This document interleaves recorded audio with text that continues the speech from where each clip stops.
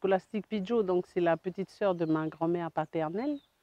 Euh, je l'ai côtoyée durant toute mon enfance. Tout le monde connaît ou on a entendu parler de son caractère très prononcé, que je confirme. Mais, mais Wawa, c'était quelqu'un qui était très pieux. Je me rappelle, j'avais à peu près 7 ou 8 ans quand elle me disait déjà de travailler pour l'Église.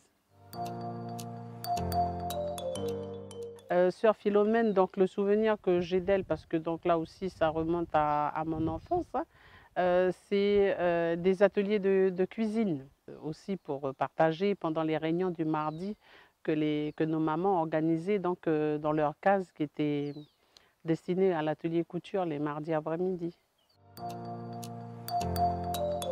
Elles étaient toutes les deux d'accord pour dire que les femmes Kanak travaillaient beaucoup, beaucoup, et on leur demandait beaucoup. Il me semble que le mouvement donc, a été remarqué grâce à son travail et son implication aux côtés de Jean-Marie Tjibaou dans l'organisation du festival Mélanésia 2000 en 1975.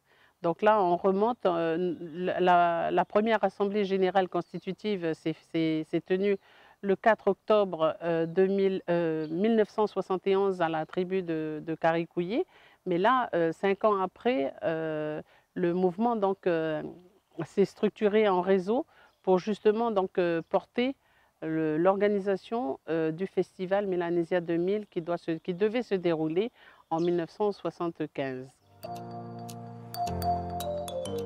Le développement du mouvement vers un souriant village mélanésien, c'est essentiellement donc, basé sur la personnalité et les liens coutumiers de ses membres. Donc, la présidente fondatrice, Madame Scholastique Tonia Pidgeot, épouse Pidgeot, elle a donc utilisé tous ces liens de famille qu'elle avait sur l'ensemble de la Grande Terre. Ces liens aussi ont été tissés au travers des missions catholiques aussi. On a utilisé donc les missions pour installer les groupes de femmes dans les autres villages du nord et des îles. Et le Souriant village donc, a toujours été pas très loin de toutes ces grandes décisions politiques qui ont accompagné la revendication kanak ici.